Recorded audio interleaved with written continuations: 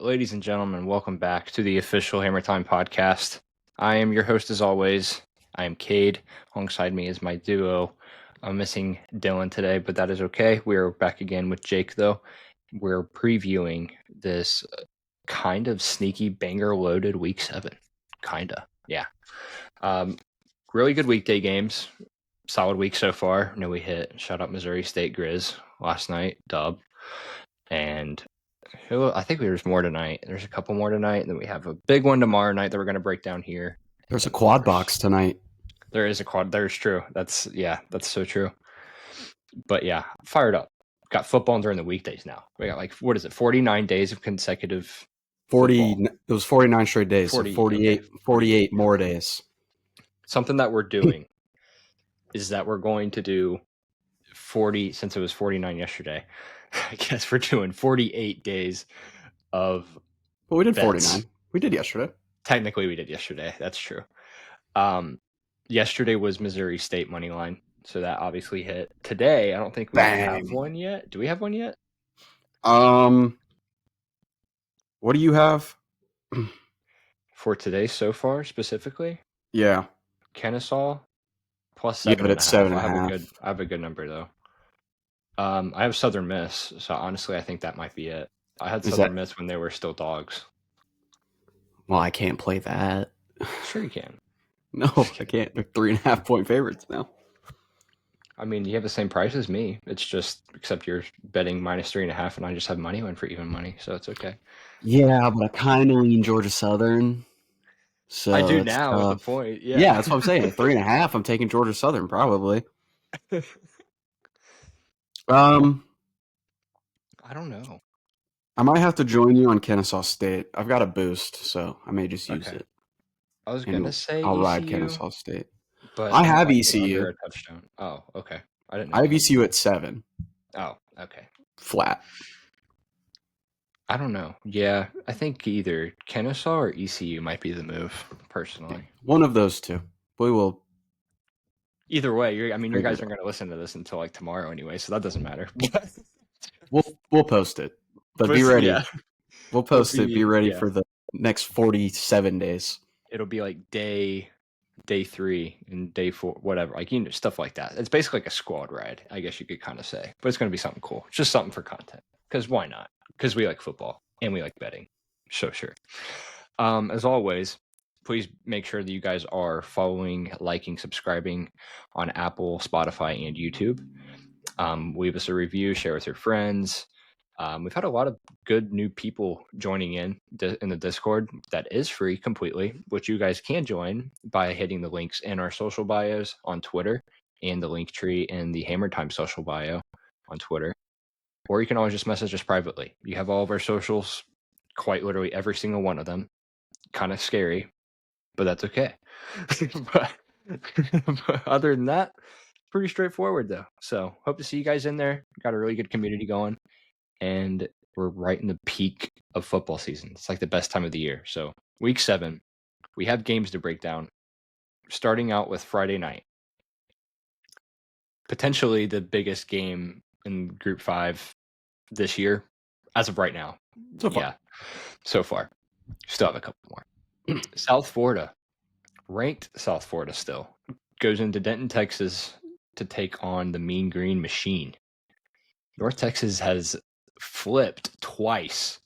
So they opened as favorites, minus 1.5. Moved to like a plus 2.5, kind of 2.5 line, and now they shifted back to favorites. Got a high total, got your classic high American Conference total of 68.5. No defense. I'll get into that in a little bit, but curious what you have in this game. I'll get into my pick in a minute, but so just looking at these two teams, obviously USF has the big upset over Florida. They've been able to take care of business outside of Miami, which, I mean, we saw them last week running up the score on Charlotte. For whatever reason, they were doing that. But stupid. North Texas has been a wagon this year so far. They have looked amazing. They have been much better than a lot of people thought going into the season, specifically me. I mean, They destroyed Washington State. They beat Western Michigan. They beat Army. Beat South Alabama. Like, not the best wins. And when you're now going to face Alex Golesh and the South Florida team, you are wondering a little bit about scale up in competition. Not that this is like a ranked, Power 4 team, but it is a ranked Group of 5 team, and we don't see those all the time. Looking at it from like a stat perspective, this North Texas offense should roll tomorrow night. We're recording this on Thursday. So, 27th in EPA per pass, 15th in EPA per rush, 13th in available yards, 13th in early downs EPA. They are top 16 in offensive success rate right now, 6th in rushing. And then you go over to USF's defensive side, and it's good numbers, top 50, especially with the competition they face. This USF defense is good. But now you have to go against a very good offense on a weeknight. North Texas is off of a bye. I know that South Florida's on normal rest, but in my personal opinion, I took North Texas at 1.5 when it flipped the first time, and I'm going to ride that out. I think North Texas is the better team as of right now. I think that there could be a slight letdown spot here with USF over the past 5 weeks, and just the amount of games they've played and who they've played. Right. That I'm gonna ride the green machine tomorrow night. I'll start out with my first angle here. First, I do have win total for North Texas as well as to win the conference. So this is a huge game for not only for those tickets, but you would think that naturally, since I don't have South Florida, I would probably take South Florida in that kind of case. But that's why I'm taking North Texas. So first, I like the one thing that I like to go over a lot and that I've learned a lot from several different people is these line flips along with the public handle and all involved in all of these plays. I don't really like doing that for college football, but it has an effect at some point in the game. At some point it does. Public is naturally going to be everywhere on South Florida here in this kind of spot. Right now I'm having the handle 60-40, like just dead even, which isn't, it's not terrible, but then the total amount of bets is roughly 70-30. So it's 71 to 29% right now. That's just currently. So that's just as we're talking. So it's like not even before kickoff where more people will probably see that. Secondly, this is a pure spot for me personally. We're both big spot bettors, really. I mean, we talk about this all the time kind of stuff. I totally just started that. That was funny. But yeah, it's a huge game. Not only for the conference, but it's I like these weekday games with South Florida. I know they are on technically short rest with, I believe, isn't North Texas off of a bye? Yeah, North Texas off a bye. So I like North Texas defense better. Not saying that they've been really good by any. I mean, they've been pretty solid, but they're not anything like jaw dropping. Outside of that, Alex Golesh, I love the guy to death. And I think that he's brought a different kind of like level and electricity to this entire team and this entire program, especially this year. It's been a phenomenal year. It's like one of the best stories ever. Me personally, I like Mestamaker and Morris in this game to have a day specifically. That's who I'm riding on. They led the American in 4 points per game, scoring 33 plus in all 5 games and 45 plus 3 times. And I mean, you look at the other hand, yes, South Florida is also putting up numbers, but against meh kind of competition, I guess you could say. In the American, yeah. Right. It's just when you compare the opponents, I think North Texas has just dealt with more. They've got much tougher tests so far. But I mean, I'm gonna back the top passing defense in the conference here. They allow 135 yards per game, and yes, South Florida does have a better run defense, maybe top 5 to be exact, is what it looks like. I think on my computer here, yeah. So I think there's still going to be plenty of points, but expect some resistance, I guess, or some regression from South Florida's end. In my opinion, it's just I think the spot is going to be too big. I like the letdown personally, so I'll take that the favorite unranked, which is another alarming system. If you guys know this historically, unranked favorites do typically pretty well. So I'll be riding that one. I have North Texas money line -108 on FanDuel right now. Agree. Yeah, cool. Those are always good. Starting out with it, right? Yeah, we did well 2 weeks ago when that happened. You want to do the next one? You just want to go down the line? Yeah, sure. So we're going to move to Champaign, Illinois, where Ohio State, the number 1 ranked team in the country, is traveling to face the number 17 team, Illinois. This is an 11 a.m. Central, 12 o'clock Eastern game. Ohio State right now sitting at -14.5 with the total at 49.5. Looking at these two teams and what we've seen so far this year, Ohio State, have they been tested yet? I'd go with no. I don't think they have. I personally don't think that Texas game was a test for the offense. At this point, no. I think they struggled, but I'm not sure that it was a huge test for them. Right.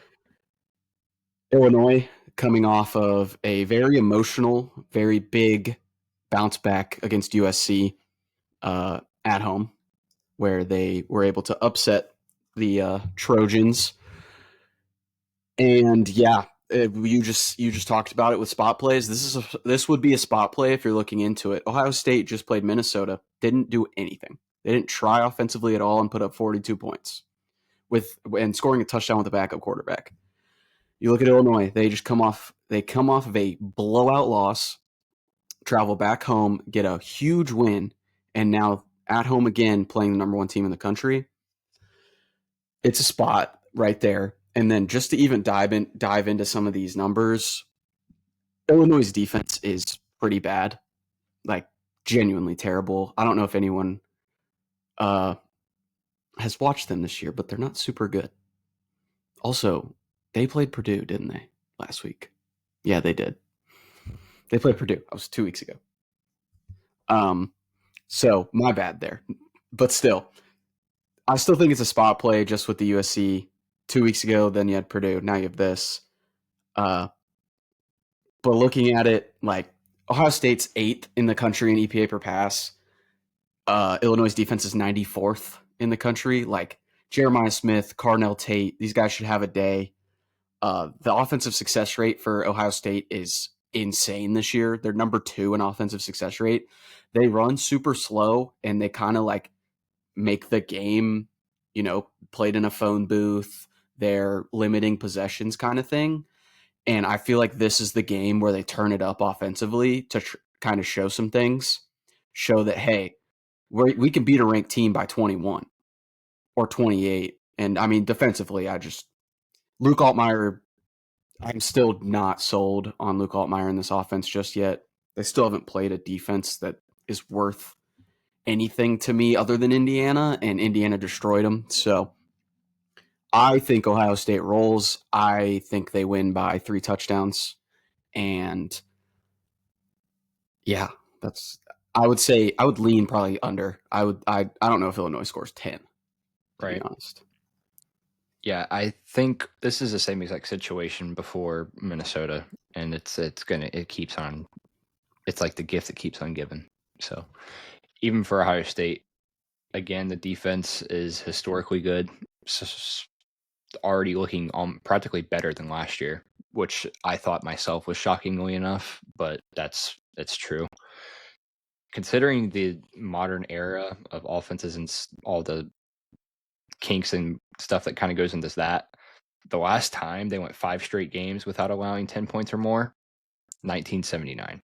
And that streak went to 6. Yeah, that was a different kind of level of ball, definitely back then. 1979 to not allow a more than 7 points in any of those 6 games until they beat Michigan, and then they let up 15. However, this version of it is completely still amazing, and it's even more incredible that they're the only team to not allow a red zone touchdown. The only other defense that's close to as good in the red zone this year is Indiana right now. So they allowed one red zone touchdown, and it was not even by Illinois. So yes, I think Illinois has the magic to kind of pull this kind of thing off. They got worked by Indiana, and that was obviously because they were down multiple guys on the defensive side. But that was also incredible game from an offense that was just like ready to explode, and they were just jacked up because they finally got their spotlight. To me, this is just another step on the ladder kind of thing for Ohio State. Plus, the only downside is that it's on the road, but the only other game away from Columbus this year was Washington. Again, blowout where we kind of all thought that they might get scared, they might get a little bit shaky. That was myself. I had Washington in that game, and to me, I find myself in the same situation here because I think Illinois might be able to hang around, and they might get a good break here and there, but over time, as the game progresses, they're going to run away with this thing. And I think, obviously, everybody knows Ohio State, they start slow in these first halves, and everyone's like, okay, here we go. Like they're kind of having some weird play calls on like 2nd and long, and we're doing a halfback dive. And next thing you know, you're forcing your quarterback to throw the ball downfield. It might happen, sure, but welcome to the second half. They're the best second half team in football. To me, I have this one projected just above 3 touchdowns. I don't have a play in it, but if I did, yeah, I'm with you. I'm leaning the 14.5 with Ohio State or the under. I do think that Ohio State touches 30 plus. I'm just having a hard time with Illinois putting enough to keep themselves in it, personally. Yeah, agreed. I think if you're going to play something, you should be playing the favorite in this game. I would love if that went down below 14, though, honestly. If it does, depending on a price, maybe I might buy in, or I might just look into an Ohio State team total because I just don't see them slowing down, honestly.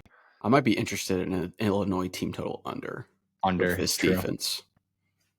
I trust That's the defense more than I trust the offense right now. Even with all these numbers that I just listed out, like they still are super slow, and they still do sometimes have letdowns and inconsistencies throughout the game. Whereas this defense is just dominant. So I think I'd be interested in an Illinois team total under. Looking at it right now, Ohio State's team total is 31.5, and Illinois' 16.5.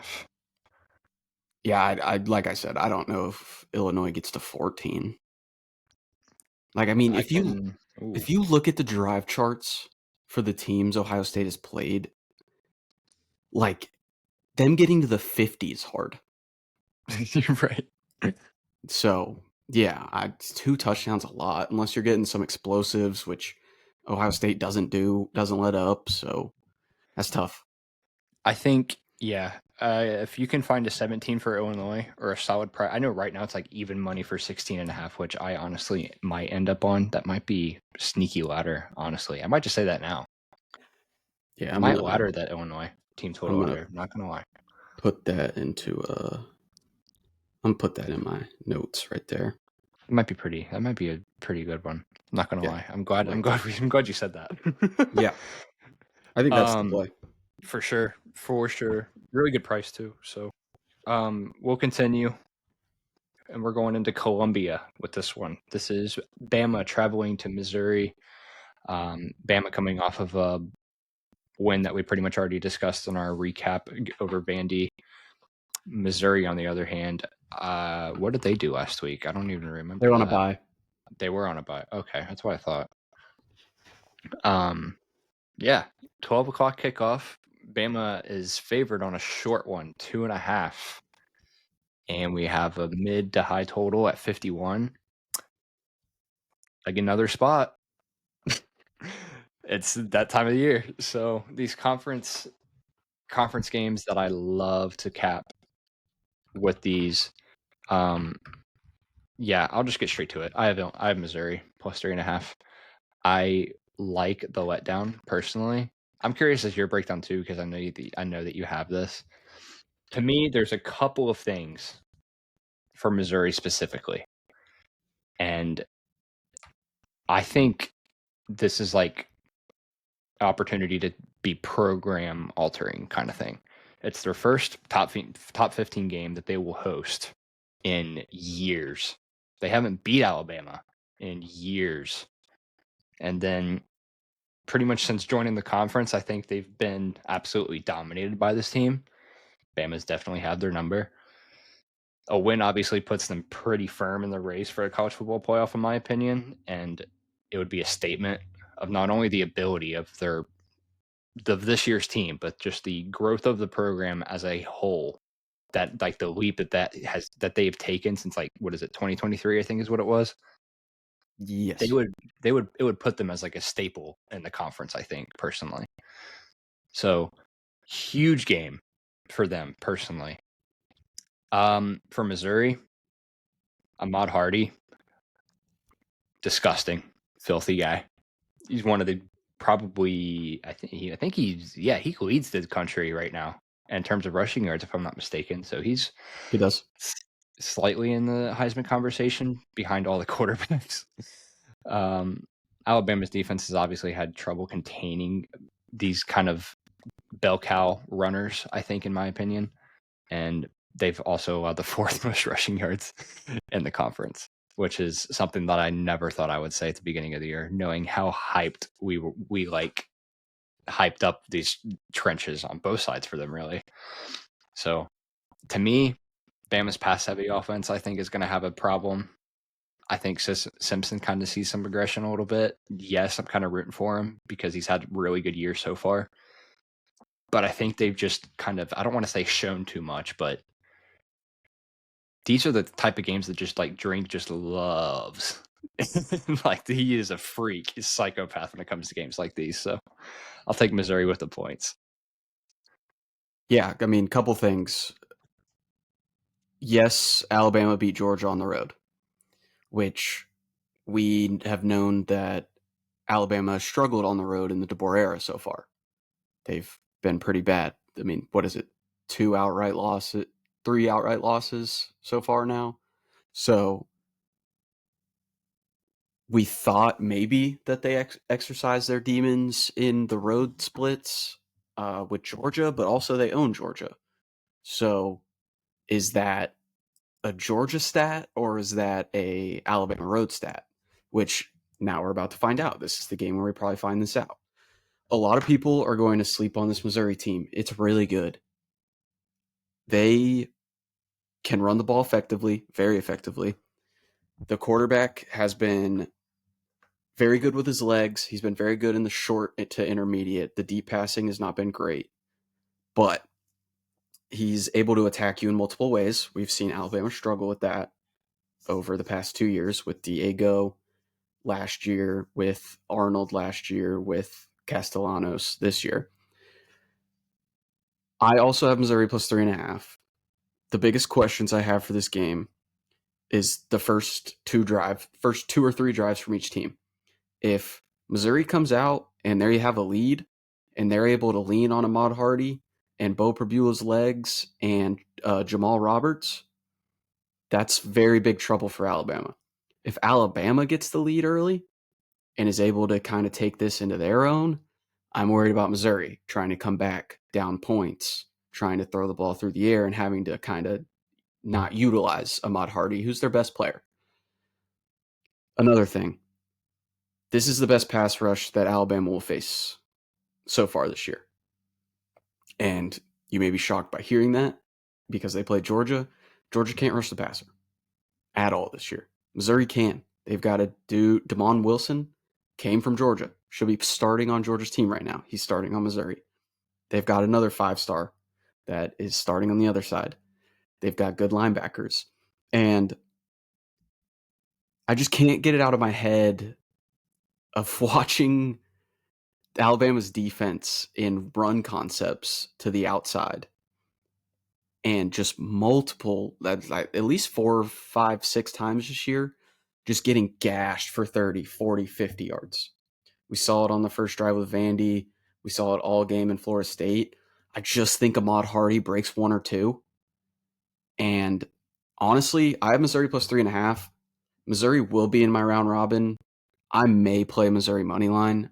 I think Missouri can get it done. And shocking to me that I would be on Missouri here, but they're a good team. Oh And yeah. like Alabama, sleepy, could be sleepy. 11 a.m. kick off of a big game. Guess where they go next week? They're at home against Tennessee in a rivalry game. This is a sandwich spot. So that's what I've got there. I agree with the Missouri plus 3.5. I will say I think Missouri, even though they had a bye, I mean, they also played UMass like 3 weeks, technically 3 weeks earlier. So Yeah. you can argue that they've had like 3 weeks to pretty much prepare. I know that there's a couple of like injuries, I think, to their offensive line, but I don't really think that necessarily matters given that how bad Alabama's been on the defensive line front kind of thing this year. Yeah, outside of Tim Keenan, it's been not great. Yeah. I normally don't like give this much credit to Missouri, honestly, just because it's Missouri and I feel like they haven't played as much, but historically as a dog, Drink has been really, really good. I think the exact number is like 10-3 or 10-4, 9, something along those lines. And that's just alone at Missouri. And again, going back to like my fading the public kind of deal, I mean, Bama's literally holding the handle at 79 to 21 right now. So take with that with what you will. Also, the line hasn't even budged a single number, maybe up to 2.5 to 3.5, and that's about it. But it's moved pretty much back down to 2.5 at this point. So a little market angle again for you there, but yeah, that's just another kind of stepping stone to making that play what it is for me personally. All right. Let's go to the Red River Shootout. Number 6, Oklahoma plays Texas in Dallas in the Cotton Bowl. 2:30 Central, 3:30 Eastern. Oklahoma favored by 1.5. Audible gasp. Total sitting at 43.5. Super low total. My cap on this game, this is 2 really bad offenses facing 2 really good defenses. I could go through all the statistics if I wanted to. Texas is top 20 in every major category on defense. Oklahoma is top 15 in every major category on defense. Offensively, I don't have much here. There's just not much here. Like, in all honesty, an under at 43.5, as crazy as it sounds, might not be a bad play. But to be serious, we have no idea if John Mateer is playing at recording of this cap. I've heard reports that he really wants to play. He has not been cleared. I don't know if he's practicing. I know he was listed as questionable on the injury report, but I'm not going to cap it as if he's playing because I don't know. So if it is Michael Hawkins and this offense, very bad news for Oklahoma fans because he's not an SEC quarterback and they can't run the ball at all. As much as we like the Jade Knott addition in the offseason, the offensive line has not been able to do enough. The running backs have not been able to do enough. It really comes down to like Hawkins might have to play hero ball with Deion Burks, which doesn't sound good. And I hate that I'm about to do this. I think Texas wins the game. And I think Texas wins the game regardless of if John Mateer plays.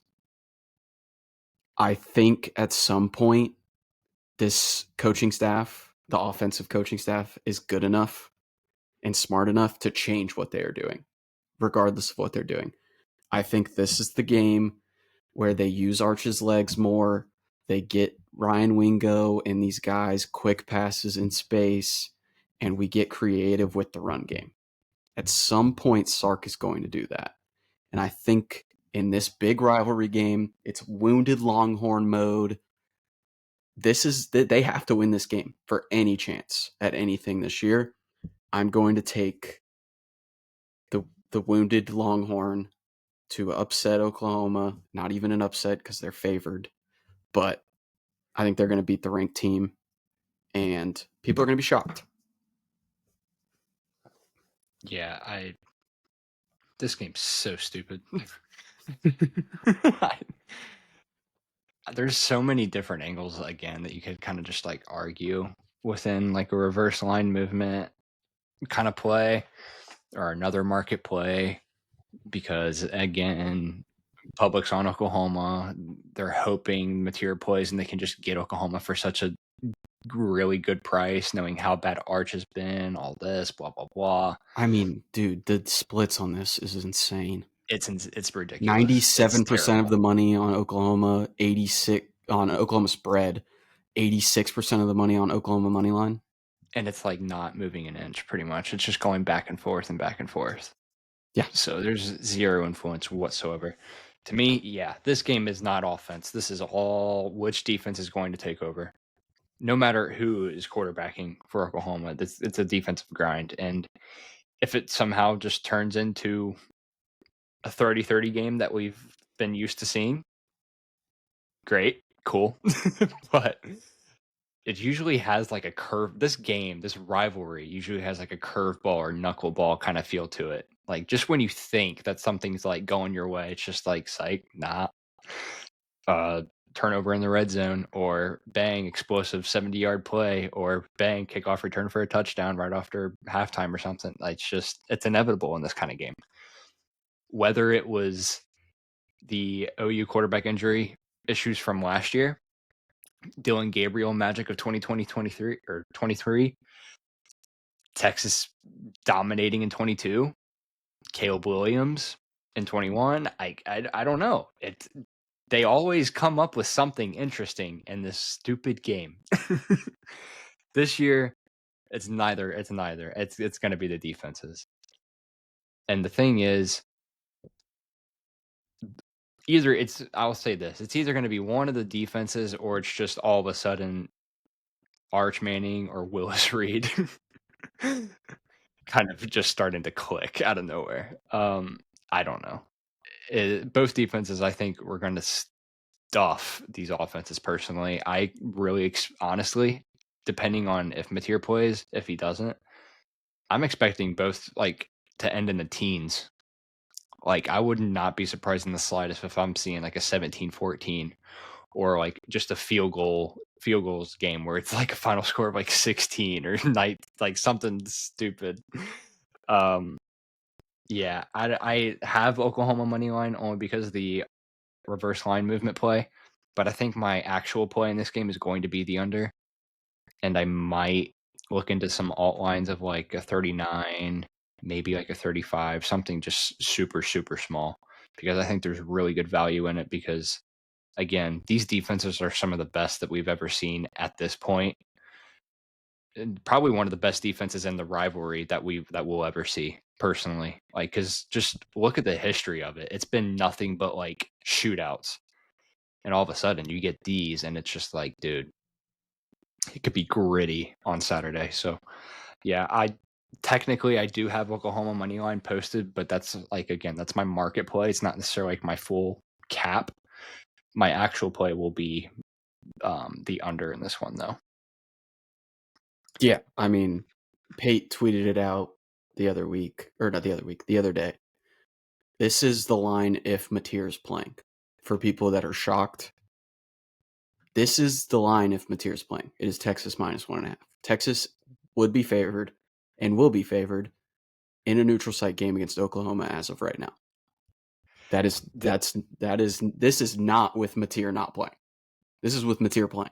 If it was Mateer not playing, it'd be 4.5, 5.5.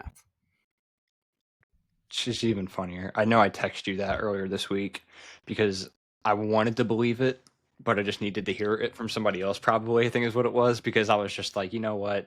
I'm not really shocked. I just wanted to kind of confirm myself before I slammed some stupid number. Yeah, I mean it's true, and which is why like I think for the people that are betting Oklahoma, I get it. You're getting Oklahoma at an underdog. If Mateer plays, you're golden. You have that Right. chance. Personally, it makes sense because you bet Oklahoma now. If Mateer plays, you're going to you could win the bet. If Mateer doesn't play, you hopefully can get on Texas fast enough and be able to hedge out of it. Right. I personally just don't think Mateer's playing. I think it's all a smokescreen. It's a hand injury. Even if he plays, like, can he throw the ball? What are we gonna do? Yeah, what is he gonna do? Yeah. Like, if he's just gonna run it over and over again, he's gonna get hurt. So, I think Texas. I think it's Texas. I get it being a big game, but to me, if I'm the coaches of Oklahoma, I mean, look at the rest of their schedule and I'd look what sit they him. have ahead of them. Yeah, I'd I sit him. would absolutely sit him in this game. I'm Yeah. like, as much as I hate that, especially for Oklahoma fans, you have to. You gotta play for You the playoff.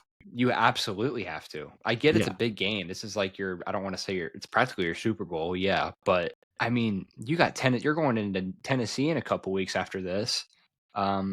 There's a couple other ones on the schedule that I don't have in front of me, but those are just like the notable ones that I know of. But it's just like, I would rather him just be at his best 100% when he's able to They've got than just South taking the Carolina. loss. No.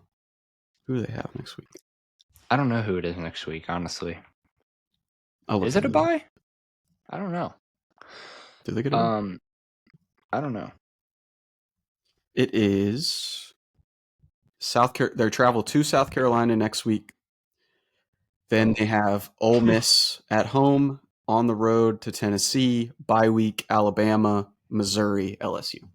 So Ole Miss before I would Tennessee. rather have him. Golly, I'd that's rather have him terrible. for that 6-game stretch where we're playing, or really just a 5-game stretch where we're playing top 15 teams every week. I'd rather have him for that. Personally, that's just me though.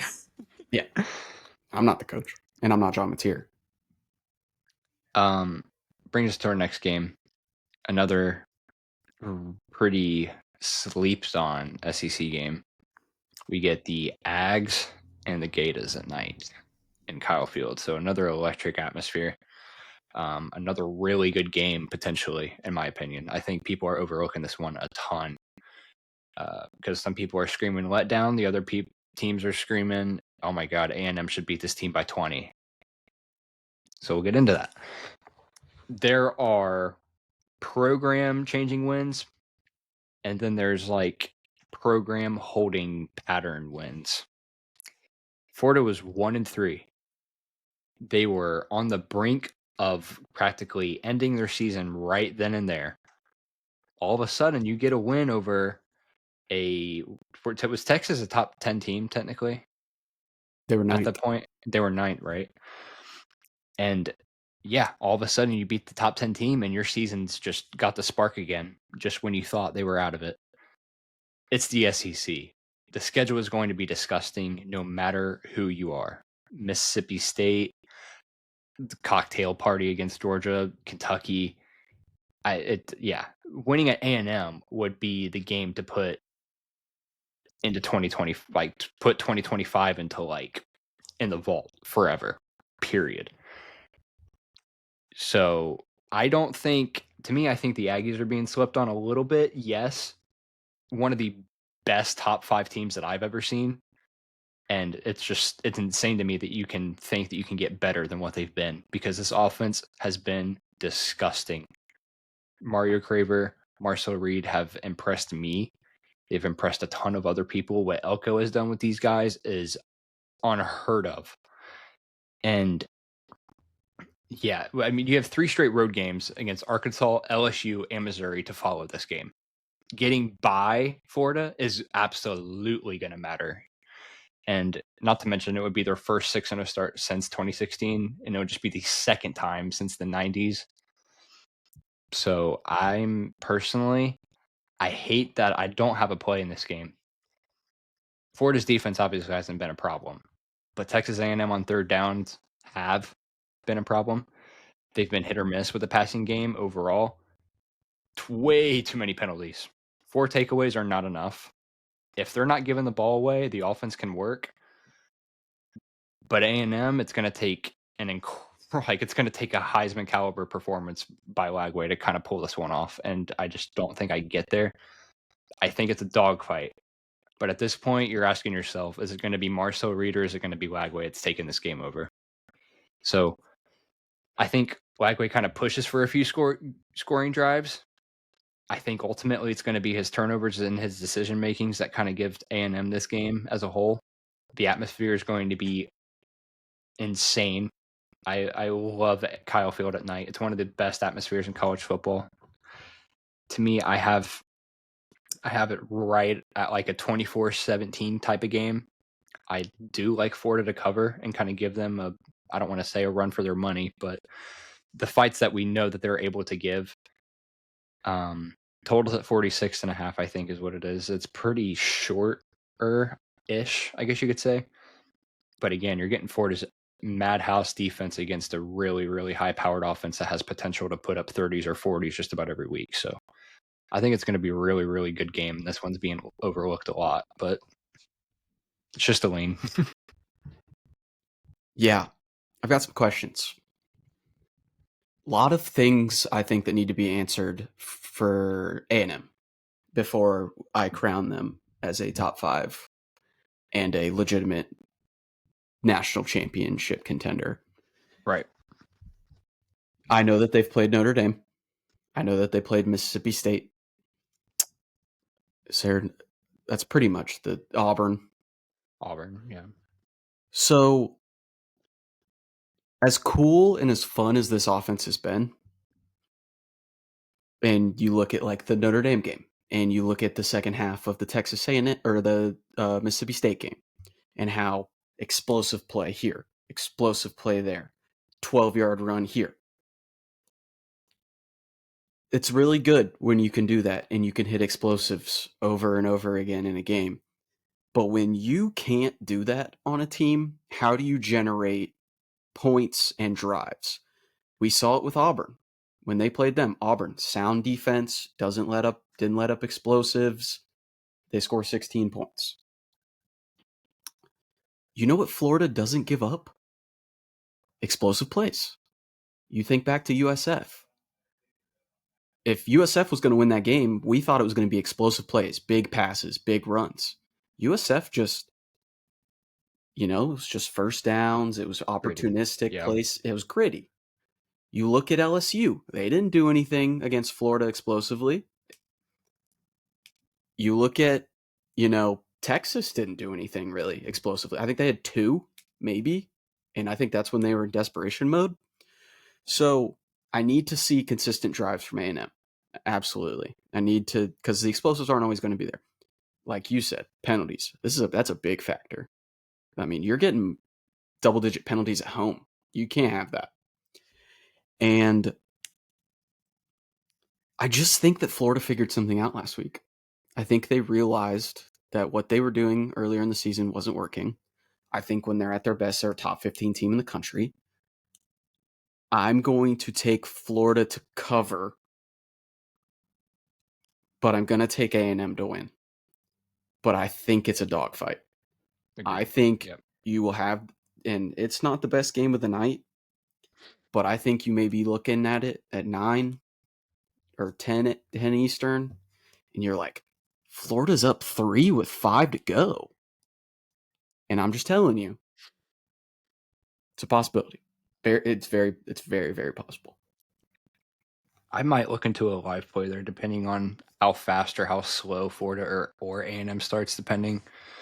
Because, I'm in the same boat. I'm in A&M to win, Florida to cover. I just don't see a world where A&M wins this by 2 possessions, much less Florida gives the game away to win this by 2 possessions. I think they've definitely found their groove the last couple of weeks. And I think the bye did wonders. Oh, absolutely. It was a wake-up call. Where it was on the schedule, I think it was perfect. And yeah, I just don't see A&M running away with this game. I just think Florida's coaching staff's good enough. Right. So I agree. We'll move on to the next one. Number 10, Georgia travels to Jordan-Hare at night. 6:30 Central, 7:30 Eastern. These Georgia. nighttime SEC games like crazy this week. It's crazy. I just realized that. Georgia favored by 3.5 right now. And the total sitting at a low 46.5. That is low, but I mean, we've seen Auburn's offense in action. I look at this line and It's disgusting. it scares me. And I was looking earlier in the week, and I have it on my piece of paper right here. Lean, Georgia minus 3.5. And knowing what we know about Auburn, offense, like it's broken. So something during the bye had to change, I assume. Like I assume they did something. Like they can run the ball, but they can't throw it. And unless it's a QB change, I don't see how that changes. Like I know Georgia's secondary isn't great. Like it's not a very good unit. But I still don't expect Jackson Arnold to be putting up big numbers. Like I know Kirby's going to have a plan. And I trust this Georgia offense. Like you look at the Alabama Georgia box score and Georgia should have won. Like if he doesn't go for it on that fourth down, kicks a field goal, and we go into overtime, we could be talking completely different about both these teams. I continue to have this. I just trust Kirby, and until Kirby shows me that I can't trust him, I'm going to trust Kirby. I still trust Kirby after the Alabama game. Yeah, Auburn at night is a really awesome atmosphere. I'm glad that they get a big game at night. I think it's awesome. That doesn't like Georgia's beating teams on the road. I mean, they just went to Tennessee. Once again, maybe a game they shouldn't have won, but they were resilient and did it. And I think Tennessee is significantly better than Auburn. So this line, I mean, obviously, well, actually, yeah, is this line not the exact same From the Tennessee game? yes, yeah, So because we're we had saying Tennessee +3. so we've either downgraded Georgia so much or we've upgraded Auburn, which that can't be possible. No. So yeah, I would take Georgia. I'd take Georgia with the hook too. I'd take 3.5. I think Georgia wins by a touchdown. I have a hard time seeing Auburn significant like moving the ball down the field consistently. Yeah, I agree. And again, shocker, there's another market play. I don't have it, but I'm waiting on it because it already should have moved. First of all, you're getting 67% of the bets with 84% of the handle.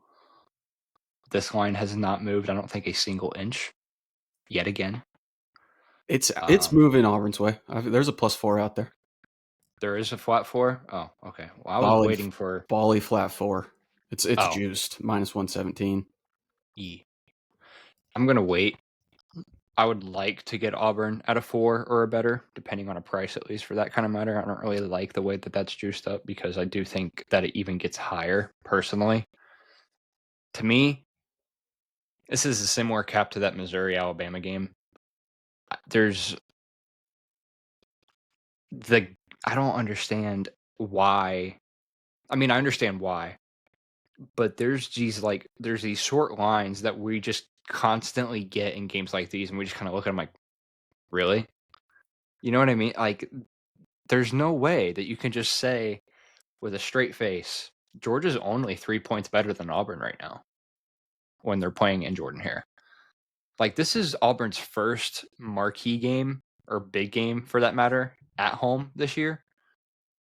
And yes, I don't want to say it's like a must-win spot, but I mean, practically, it kind of feels like that, I guess, for them.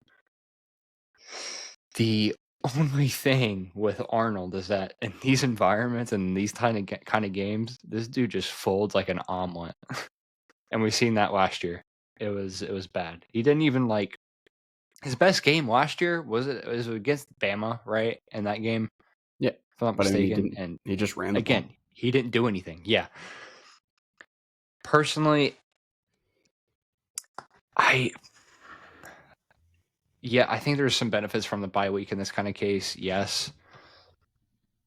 But and again, it's Coleman's coming off a rough game. Obviously, we know how talented he is. The other thing that Auburn has going for itself was its defensive front. They're very good at stopping the run. Second in opponent EPA per rush and third in defensive success rate versus the rush, to be exact. To me, this is going to be Gunnar Stockton's game. Like, he's going to have to beat them pretty much I don't want to say by himself, but my only issue with that is just I don't think I'm convinced that he's a really, really great quarterback. He's thrown for 320, 2 touchdowns, 1 interception over the last 2 weeks. And I just think Auburn's going to shut down the run game personally and pressure Gunnar enough to keep this game close. To me, it's just I have a hard time because Georgia's end, they struggle in finding the end zone when they're in the red zone, meaning that if they're running the ball inside the 20-yard line, Gunner's going to have to make plays on his own inside that kind of situation. It's just situational football at that point of what wins this game for me personally. So Coleman, I expect him to have a bounce back game. I don't want to say Arnold has a big game because I'm more so relying on Auburn's defense in this case, but I'm going to wait for a 4 or a better, maybe for depending on a price point. But I don't know, man. I'm not going to be surprised at all if Georgia just says, "See, I told you so," kind of thing, and it's just going to be one of those kind of games. It seems like that might be the type of game we're going into. I won't be surprised. But it's just knows what the spread is. Oh yeah, yeah. You know what he's telling those laughing. guys in that locker room. Yeah, there's no way. And again, yeah, great atmosphere. But I mean, again, you guys they've done this before. They did it last year. They've done it multiple times, and I'm not doubting them. But I mean, if I can just get a good number, I'm going to be happy with it regardless. But and even then, similar to the last game, maybe Auburn covers, Georgia wins. I don't know. And it might be a box score kind of game, where Georgia pretty much dominates. They're up maybe by 10 under 2 minutes, and Auburn fails to get an onside kick, and they end up winning by 3 or 4, kind of, for that matter. I don't know. It could very much so be that kind of game. But again, yeah, it's not going to surprise me. Go Dogs. Yeah, I guess so. I don't know. I might not even end up having a play in that game, but if I had to, yeah, my only play is going to be Auburn better than 4. We're going to the Coliseum on the West Coast for a pretty decently big 10 game.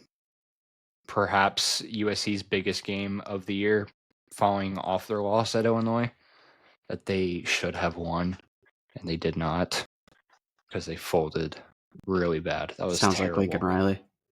That was really bad. Michigan, for that matter, coming into this game, we've talked about Michigan multiple times this year. And too much. Kind of, yeah. And again, they find themselves in a pretty sticky situation. So, USC, short line, 2.5. Michigan coming on the road across 2 time zones, to be exact. And we're pretty much in the same situation as we were last year. To me, hasn't there been some beef going on between Sharon Moore and Lincoln Riley? Yes, throughout the week. I haven't looked into anything, but honestly, really, really, really funny personally. To me, this game's so weird, dude. And quite frankly, just to put it out there, yeah, I have USC money line. It's my blood oath in terms of betting so far this year. Offense has just been way too good for me to fade them in this spot, and I'm gonna go back to what I said pretty much last year.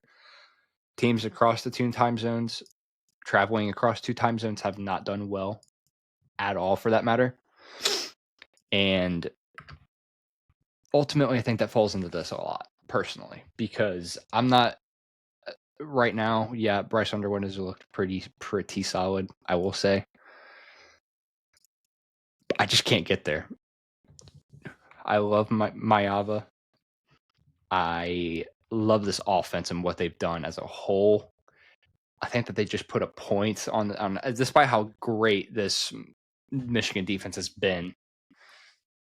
But after rough simulations of my model, I'm having USC at a chance to win at like 64%. As far as a cover goes, I project them just above 4. I think it could be close. And I think Michigan has what it takes to keep this one close, personally. But again, like, they found themselves in a bad spot, and next thing they get a bye right after the fact. And Michigan's coming off of a win over Wisconsin, which is blah. And then I don't think they covered in that. Yeah. But again, I can't get there. I can't buy into it. I can't buy into Michigan right now, knowing like who they're going up against in this case. I think USC bounces back and gets their Big Ten win that they need to keep them in conversation. And I think that they should be ranked, and this is going to be the game to put them back in it. So I disagree. I hate Sadly, that. I just look back to last year's game with all this USC hype, and the offense looks awesome, and the offense is so good, and it doesn't matter what Michigan doesn't have a quarterback; they can't even throw a forward pass, and they run for 260 yards on the ground, 3 different explosive runs, and win the game by running the ball to go score over and over and over again. And I just feel like with Lincoln Riley's teams, we're always going to be like this. It's always going to be like this. Like, yes, the um the outside factors are not good for Michigan. Traveling 2 time zones. They are not a team that can play from behind. They have a freshman quarterback. Like, these factors are not good to go on the road, especially across the country. But like, Michigan teams just show up and they just do it. I mean, the Ohio State games, the other road games that they've played, like, they showed up against Oklahoma. It looked terrible, but they were physical and they kept it close without having a pulse offensively. Underwood, I think, has continued to get better. They've continued to run him and try and help him.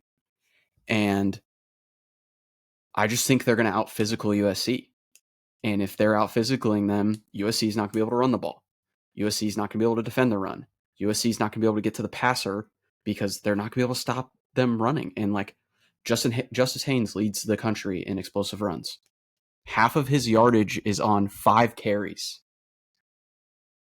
because they were all 70 yards or higher. I just think he pulls off 2, maybe 1 or 2, and I think that's the difference. I think USC's team's good. I think they're a top 20 team in the country. I really do. I just feel like this is one of those teams. Michigan's like the kryptonite to USC. It's just one of those physical teams that just kind of dominates you, and you look up at the score and you're like, it's 20-17. Like, how are we not scoring? I just feel like that's kind of, it's like in college basketball when like a really good offensive team goes against a really good defensive team, and you're like, well, I mean, they score 80 a game, but we'll probably get to like 70. Normally like maybe 10 points less, and you're at 55 with 2 minutes left. It's like every Tennessee Alabama game in basketball. Like, that's how I feel about this. I just feel like Michigan has their number when it comes to it. And yeah, I would I mean, I want a 3. I'm not going to fire on it yet because I'd like the 3. But I do think Michigan gets the win. To add on my point, I guess you could say, because I do have USC money line. I They weren't at full strength for this Illinois game as well. I'll kind of put a note in there. Yeah, I mean, To me, Lane's gone, or Lane right. needs to come back. So with them getting them back and a couple of offensive line guys back following the bye week is absolutely massive. And it's just, again, when they're at their full strength, I genuinely think, as much as I hate to say it, with me being a Notre Dame fan, hating both of these teams for that matter, actually, they're probably the best offenses in the country, right? One of probably, I'd say top three, maybe. To me, yeah, as much as it's a buy low spot for me, and Sure. it's a very situational spot personally as well. Very good defense again for Michigan, but it's just I don't think it'll be enough to keep up with this full healthy offense that they're getting back. Yeah, anything under a field goal for me is good. But since the Big Ten added these West Coast teams, though, like I said, I found the system that I was looking for with the 2 time zones. Teams that are traveling are 12 and 21 against the spread and straight up. So it's Yeah. not, the odds Okay. aren't like very high, but I mean, I think the line's correct. I'll just say that the line's correct because I can't put USC anything better than a field goal for them personally. I think it's very close between the two. Agree. Because they just can't, their strengths and weaknesses cancel each other out perfectly. So, Yep. Yeah, it's close, but I think they get it done. I'm next, aren't I? Yeah. We will go to the Big 12 now. Get a little number 18 BYU traveling to Arizona. A surprise team in the Big 12 so far this year. We need to rewind back to the Big 12 preview. Yeah, whatever. Hey, season ain't over yet. That's true. That's true. 8 Eastern, Starts now, though. 8 Eastern, 7 Central, BYU favored by 1.5.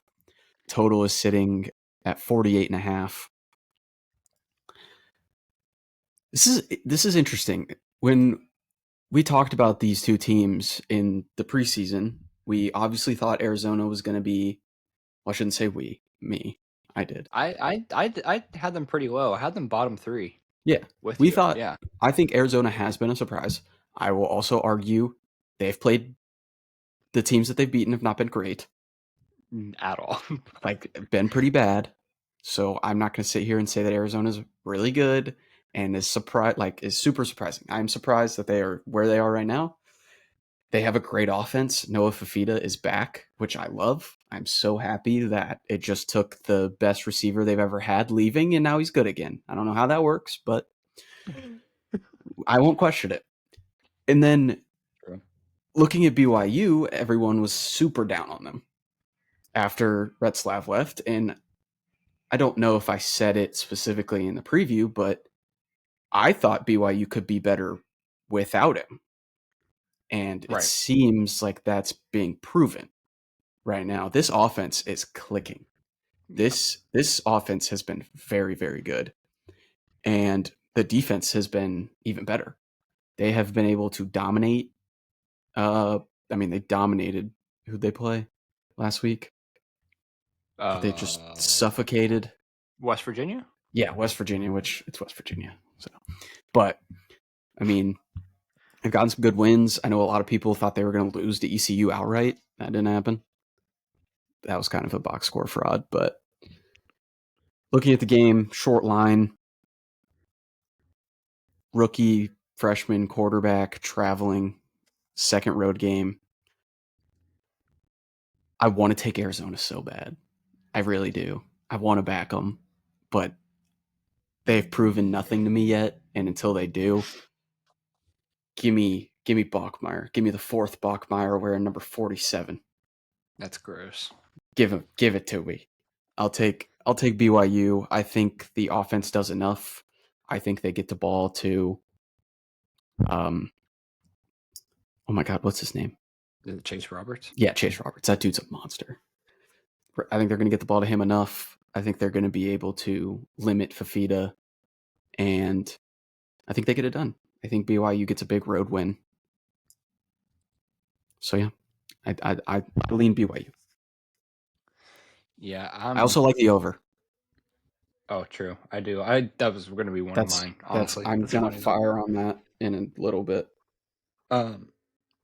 Yeah, this is again another spot, and you have, for me personally, there's a lot of stuff that's going into this. Arizona, I've backed them several times this year, and they've never let me down quite yet.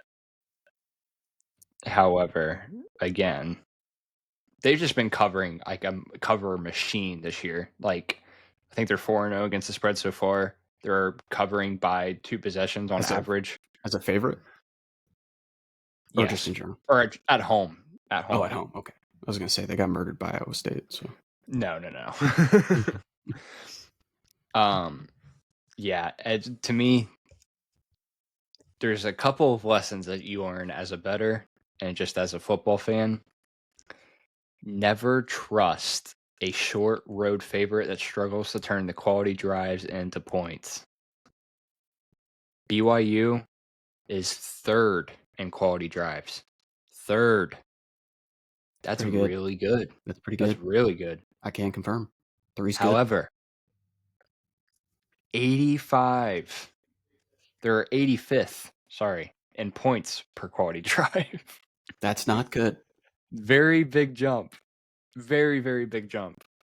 So squandering a couple of opportunities, if they get them, will be incredibly costly in this kind of game. That being said, Arizona is probably likely to force some botch moments where it matters the most, because they are ranking 23rd in the country in points per quality drive against. Secondly, on the other side of that, I'm siding with the team with the higher ceiling of an offense, especially when the margins are as like close as they kind of act. And obviously when that's the home team, even better. They pass the ball 9.3% more often than would be expected from an average team, which is given the same offense. So to me, they raise their ceiling, certainly when they're compared to BYU, who passes the ball nearly 5% less often than expected, which is 25th lowest rate in the country, by the way. I think this is hard. I'm going to go with Arizona. You flipped on me. I'm going with Arizona. I'm trusting Fafita. I'll take the veteran in a home spot. This is going to be a really fun game. Like, incredibly fun game. Absolutely. I love BYU. BYU is incredibly good this year. Again, I'm trusting the gut play here personally. I just think Sataki. I just think he. Great coach. They're just too one-dimensional to me. I mean, looking at these numbers, Arizona is 36th in plays per game when passing. Or sorry, they're 39th in plays per game per passing. They are 93rd in EPA. But when running, they are 98th. But they are 48th in EPA. So the splits are wrong. They should switch them. And they'd probably be even better.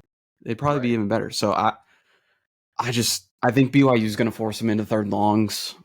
And I just, as much as I love Fafita, I think he's very mistake prone. So That's also true. I'm gonna back the coach. I want to back the quarterback, but I'm gonna back the coach. I'm gonna back Sataki. Still like the over though. Yeah, again, I don't know. It's going to be tough. I'm going to have a hard time getting there personally, but I don't think I can bet the side. I don't think I can do it. I'll look into the total, but I do like it initially after going a couple. So, I believe the next one that we have is another Big 12, really Big 12 game. We have Utah hosting Arizona State, and a game of which thought might not be as like important. This one is pretty big for both sides. given where they're at in the schedule. Utah's got a pretty bad loss to Texas Tech. And then all of a sudden you have Arizona State, who is just looking to find all sorts of life after having their loss against Mississippi State. And then again, they bounce back. I think they bounce back with a win over TCU. And Baylor. So big wins from both of them there. My Bears. However, now you got an even bigger test to me personally. This is by far probably the hardest environment that they will play in all season. And to me, the outside perception of Utah is completely wrong, in my opinion. Because I think a lot of people are mistaking this Utah team for last year's team and saying that they can't win the big game or that they can't even hang with stuff like this. And then again, Arizona State also stunned a lot of people last year, but I mean, they're winning over the fan. They're pretty much winning the fan vote, I guess. Sam Levitt's got that clutch gene, all this, blah, blah, blah. And I mean, what's the spread now? Is it 7 yet? No, it's 5.5. Please be still. 7. Dang it. Sitting pretty at 5.5. There's some pretty big keys for Arizona State to kind of pull this one off. Just before I get into it, it's going to be Arizona State if I get there with the number, but I'm going to need that number, and that number is 7. Until then, I am staying far and away from this game, but it's going to be really good. The collection of talent, I should say, behind Brown specifically is the threat of like Levitt using his feet. I think it's going to be a field position battle more than like an aired out down there somewhere kind of thing. And I think the weather is supposed to play a factor in this as well. If I'm not mistaken, at least. I don't know how true that was, but what I was reading in total news, I mean, some people were talking about it. It feels early in the year, but like I think this is pretty important in terms of college football implications for both teams, honestly. Like, it's massive for both, in my opinion. Like, Utah would be an extremely long shot with a loss in this case, while Arizona State, you have Texas Tech next week. And then all of a sudden, they're an incredibly long shot with 2 consecutive losses if they lose this and the next. Yes. I mean, this isn't like a massive battle for like conference standings, but I mean, it's got implications. It definitely does. So big for the start of the big for the start of the conference schedule. Right. These two offenses have the potential to put up yards and points and drives, but recent development point toward more so in the trenches, I think, personally. They're incredibly built in both of those spots as well. Ultimately, Levitt and Tyson creating plays out of thin air has the potential to be the difference in this game, to be honest with you, as well as the noticeable difference in the turnover margin of things. And ultimately, I'm just not going to trust Dampier in this case. I would love to have Arizona State at the number that I have, but honestly, it might not even matter because I just think that they win this one outright, personally. I just don't think Utah gets it done against these kind of games, and in these kind of games, I just don't think they're there yet. I love the offense. I love what they've done, but Arizona State, Kenny D, these guys are scrappy. They just find a way every single time. And I'm just not putting it past them this time. Yeah, I mean, we talked about this earlier in the week on a simple basis. I think these two teams are super evenly matched. They both have inconsistencies in what we've seen. We saw Utah dominate in competition that wasn't as good as them, and then we watched them play Texas Tech. And I just think it said more about Texas Tech than it did about Utah. I think Texas Tech is just the clear best team in the Big 12, and honestly, probably a top 5 team in the country. I don't think Arizona State's a top 5 team in the country. I don't even know if they're top 15 with what we've seen so far this year. And I told Kate earlier in the week, I really wanted to fire on Arizona State plus 5.5. think it's too high, even with Rice Eccles at night. But Arizona State cannot defend the run. And that's why I think they won the TCU and Baylor games, is because those teams can't really run the ball, and they got opportunistic turnovers that were able to lead to scoring drives at the end of games. And you think of the Sawyer Robertson fumble, and you think of the Hoover, was it a Hoover fumble or a Hoover pick? I can't remember which one, but I think he did the same thing. So Yeah. I feel like they've been lucky in these close games. And I just think Dampier and the running back room runs all over them. 5.5's a lot, but I think Utah wins by a touchdown at home at night. I just Whittingham's a good coach. Oh, it's fantastic. I can't bring myself to bet. Like I said, I can't bring myself to bet Arizona State yet until I get that number. But Yeah, if I get to a 7, I take it, but anything below that, it's a stay away from me. I agree. Believe that brings us to our last one, which is the headliner of the week. That is College Game Day, where we go to Eugene. Oregon hosts Indiana. Big time. Another college football playoff level kind of matchup here, with Penn State effectively tapping out essentially of the Big Ten race. You don't say. I think there's a chance to solidify these top 3 teams in the conference, personally, with whatever happens here. I don't think, obviously, Oregon's win over Penn State is not being looked over now after what happened. They're still playing like the best team in the country, or at least really close to it. And for all the intents and purposes, a win over Indiana is absolutely locking them into the playoff. Yes. They're not going to lose 2 of their last 6 games, although that they could, and they would still be just as fine if they win here, honestly. So, Indiana, 63-10 over Illinois, absolute hammer drop. You have Michigan, UCLA, Maryland up next all of a sudden. So, they should go into the early November slate, specifically against Penn State, at Penn State, no worse than 8-1. That's the expectation.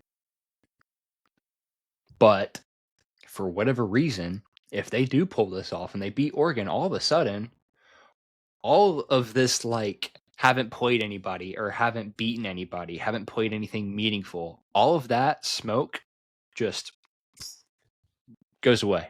And it starts to clear up, and they're like, oh my God, they're legit. Like, this is the team. So why or how they can win? Mendoza's got to be on. Point blank, period.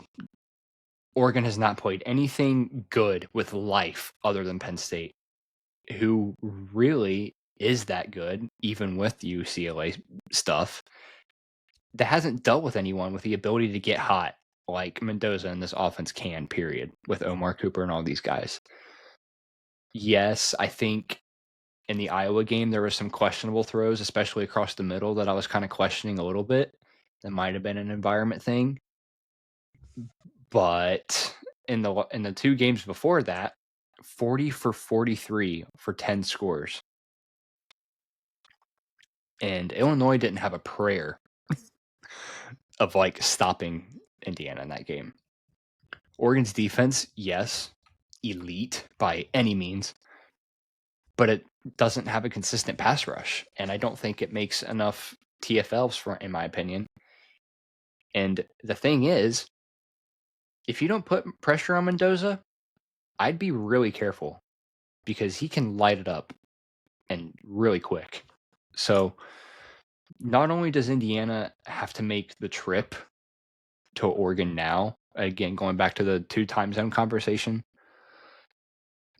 but especially after going to into Iowa, but I mean, they have to deal with a rested team that is just like pretty much dancing in the locker room ever since they beat Penn State. On top of all the efficiency and the production and stuff like that, I think Oregon's been incredible at not screwing up in the purpose of the turnover margin.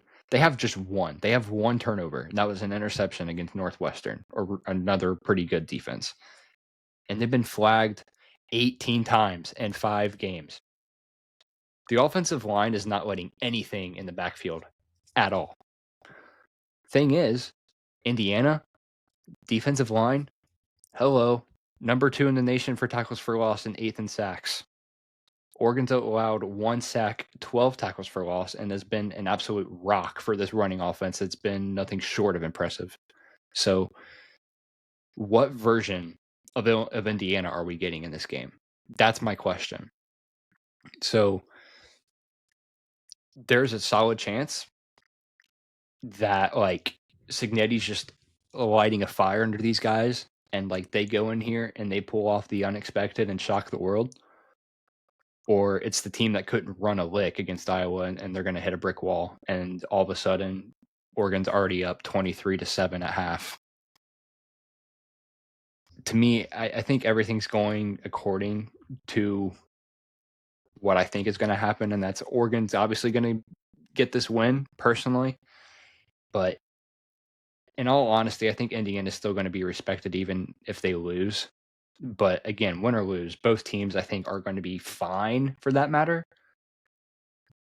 But I think this is going to be a fun game, and nonetheless. So to me, given the spread, given the number, this is hard to pick a side between where the number's at, because I just cannot see Oregon winning more than a touchdown. But then again, saying the words Indiana keeps it close against Oregon is just a crazy statement as is. And by God, I think that they do it. So I might take Indiana at the 8.5. Yeah. I like the analysis. I think Indiana's good. I think people need to understand that. And I know the Iowa game was weird. It was just a weird game, but like it's a letdown spot right after a gigantic win when they blew Illinois out. So Oregon hasn't seen a team as good as Indiana, which is a crazy statement saying they've played Penn State. But Penn State's offense isn't that good. It hasn't been since Drew Aller took over. Penn State's defense is really good, and we saw that. Oregon struggled to move the ball for most of that game. Right. Now they found a way to win it, which is what matters, and they were leading for a lot of it. I love both these coaches. I think Lanning is such a great coach. I think Signetti's a great coach. I mean, what Signetti's done in 2 years is ridiculous. All the 11-1, they haven't played anybody stuff. I get it. He still took Indiana to the playoff. Indiana with Tom Allen goes 7-5 with that schedule, so it still says something. Lanning has taken Oregon to a level that they haven't been in a long time since Marcus Mariota. I've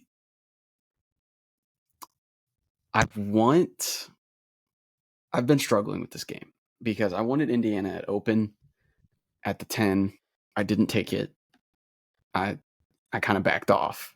We're sitting at around 7.5, 8.5 roughly. And looking at the numbers and kind of just the surroundings of this game, I think Lanning's going to get too aggressive. I think Lanning is going to make some decisions that just don't make sense. I kind of think back to like those Washington games in 2023. I just think back to all these losses that he's had in these big games. And I'm not saying that Dan Lanning can't win big games because he's won big games. So he's not James Franklin. I've seen comparisons to him and James Franklin this week, and I think that's ridiculous. But I genuinely think Indiana's better. So I'm going to take Indiana to win. I think Indiana's the better football team. Chat, he's clip farming. I think they have I think that they have the better quarterback. I think Fernando Mendoza is better than Dante Moore. I think Dante Moore. Isn't he like one of the Heisman favorites right now? Anyways, like Dante top 3. Moore? Yes. Well, both of them. Both of them. I think Fernando Mendoza with Curt Cignetti. I love Oregon's offense, but they get too cute sometimes. And I'm worried about the defense and what they look like against an offense that's been elite.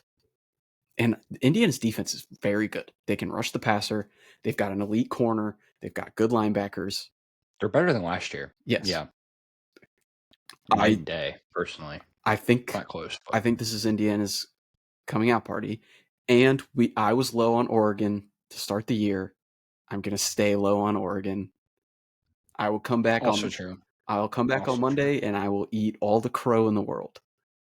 But I'm taking Indiana. There you have it.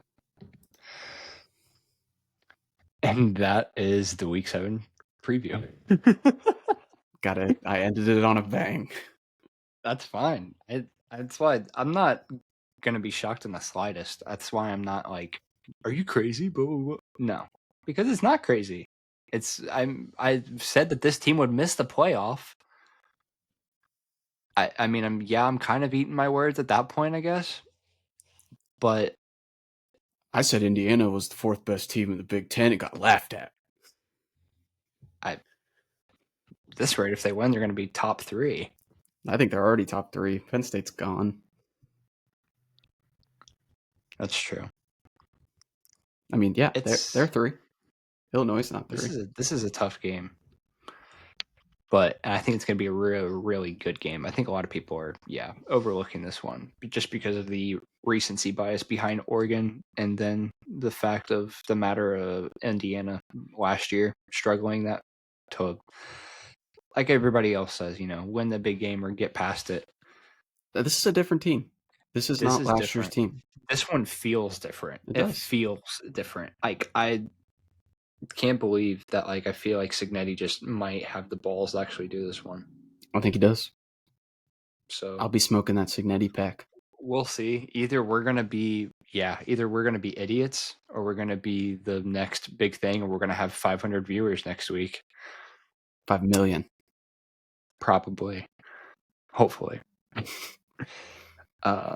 But yeah, that's pretty much gonna do it. Yeah, that will be for sure.